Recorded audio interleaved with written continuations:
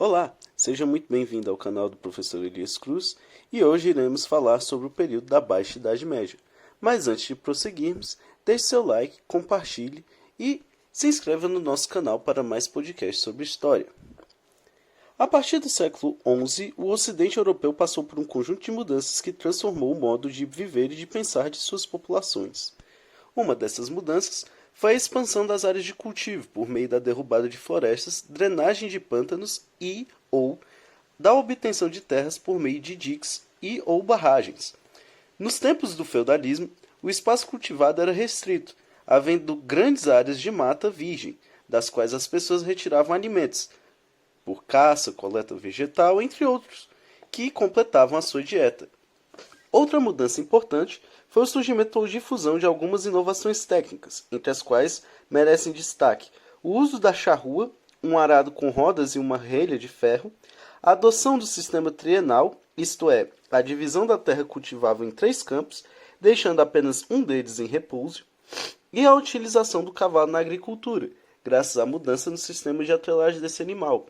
Antes, as correias eram colocadas no pescoço do cavalo, pressionando a jugular e a traqueia, sufocando.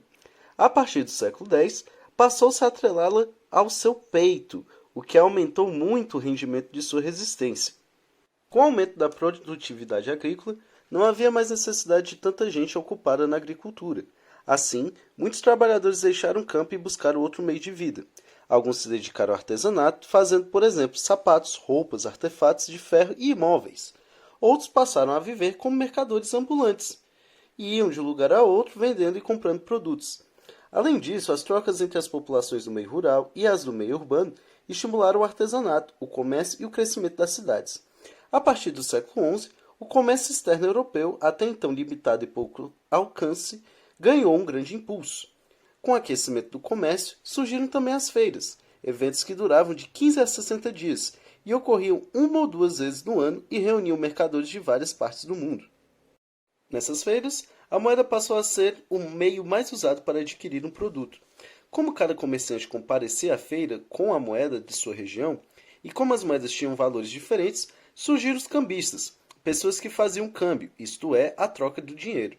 Como os cambistas examinavam e trocavam as moedas apoiadas em um banco de madeira, eles receberam o nome de banqueiros. Logo, os banqueiros passaram a fazer o que ainda fazem hoje, guardar dinheiro e fornecer empréstimos a juros.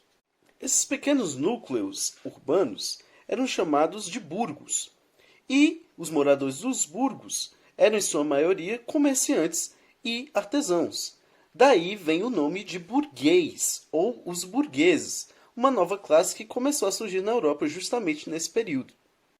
Em muitas cidades medievais existiam associações profissionais denominadas corporações de ofício. Essas corporações tinham 3 finalidades básicas: garantir aos seus associados o monopólio de uma determinada atividade, amparar seus membros na velhice ou em caso de invalidez ou doença e defender os seus interesses frente ao governo da cidade.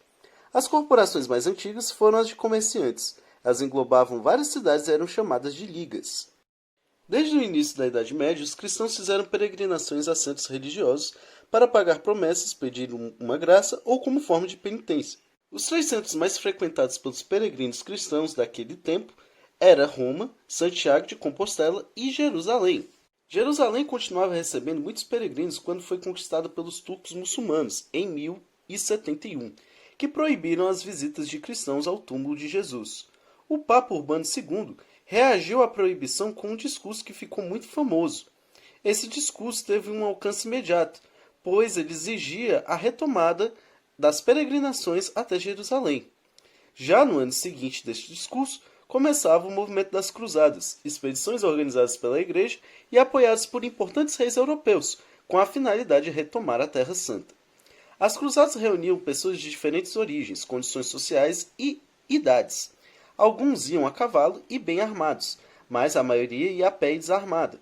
Essas recepções e expedições combinaram motivos religiosos, econômicos e sociais. Entre os dirigentes da igreja, eles esperavam pacificar a Europa cristã, desviando a violência da nobreza guerreira para fora do continente. Os nobres europeus, sem terra, pois na época somente o primeiro filho recebia a herança, esperavam obter terras e outras riquezas no Oriente. os mercadores europeus pretendiam aumentar seu comércio com o Oriente e conseguir privilégios nas cidades conquistadas pelos cruzados. As pessoas comuns buscavam obter a salvação, dando um sentido religioso para sua existência. O objetivo inicial das cruzadas não foi atingido. Jerusalém logo voltou para as mãos dos muçulmanos. As cruzadas, no entanto, provocaram uma série de importantes mudanças socioeconômicas na Europa. A abertura de novas rotas comerciais, possibilitando aos europeus aumentar sua participação no comércio de especiarias e artigos de luxo pelo Mediterrâneo, mar antes controlado pelos muçulmanos.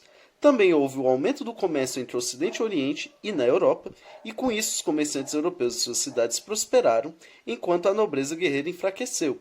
E por último, a violência e a cobiça por parte dos cruzados geraram um clima de intolerância e animosidade entre o Ocidente e o Oriente, o que isso se prolongou por muito tempo e tem raízes até hoje. Vimos que entre os séculos X e XIII a Europa progrediu embalada pelo crescimento econômico, pelo desenvolvimento urbano e pela ascensão da burguesia, que eram os artesãos e comerciantes. No século XIV, entretanto, o Ocidente europeu foi sacudido por uma crise prolongada e de grande impacto social. Os historiadores atribuem essa crise a diversos motivos. Primeiro, a produção agrícola medieval já não conseguia atender às necessidades da população, que via crescendo em ritmo acelerado. Segundo fator, foram os limites técnicos da agricultura medieval, pois não permitiam grandes safras de alimentos. Além disso, algumas áreas de uso comum passaram a ser usadas para a criação de ovelhas e a extração de lã. E o terceiro ponto, a retração econômica gerou crises de fomes e mortes, e a subnutrição facilitou a ocorrência de doenças. Daí vem o ditado medieval: depois da fome, a peste come. E o quarto foram as péssimas condições de higiene. Não havia serviços de coleta de lixo na época, pois todo esse lixo era lançado nas ruas, e nem de esgoto e nem tampouco de água encanada. A fome e as péssimas condições de higiene facilitaram a ocorrência de uma terrível epidemia, conhecida na época como a Grande Peste, que atingiu toda a Europa, desde Portugal a oeste até a Rússia a leste. Estima-se que entre 1347 e 1350, essa pandemia tenha matado cerca de 1/3 da população europeia. A maioria dos historiadores concorda que a peste era transmitida aos seres humanos por pulgas que picavam ratos contaminados. Aproveitando-se da falta de higiene, os ratos faziam ninhos nas casas. O aumento no número de mortes por fome, doença ou na Guerra dos 100 Anos provocou o despovoamento dos campos e das cidades.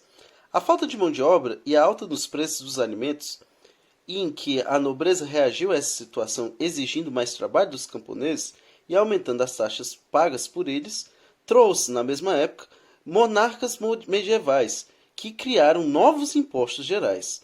Essa situação opressiva acabou gerando várias revoltas populares. Enfim, é isso. Espero que vocês tenham gostado. Mais uma vez reforço que você curta esse vídeo, né? Isso é muito importante para o nosso canal. Que você possa se inscrever e também compartilhar, para que a história no nosso país seja um tanto mais relevante. Valeu!